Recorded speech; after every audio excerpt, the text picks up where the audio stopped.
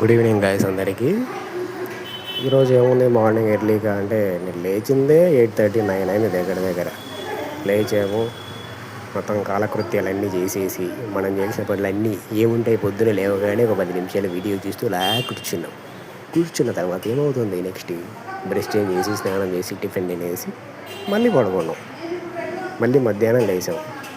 మా ఫ్రెండ్ వచ్చేసి బిర్యానీ తీసుకొచ్చాడు, తిన్నాము. సో ఇందులో వచ్చేసి మా ఫ్రెండ్ అన్నమాట, చాలా మంచి ఫ్రెండ్ ఆయన చూసుకోవడానికి ఇక్కడ పెట్టారు. అయిపోయిన తర్వాత ఇక్కడ నుంచి మనం మళ్ళీ వెళ్ళిపోవాలి. సో ఇక అలా ఎంజాయ్ చేస్తున్నాం. మధ్యాహ్నం బిర్యానీ ఇచ్చారు, ఎంజాయ్గా తిన్నాము. థమ్స్అప్ తాగేసి బిర్యానీ తినేసి, అబ్బో మనం బిర్యానీ పెద్దగా తినాం కాబట్టి 2 ముద్దలు తిన్నాం అంతే. మనం తినేది ఓన్లీ వైట్ రైస్ మాత్రమే తింటాము. సో ఇది పరిస్థితి.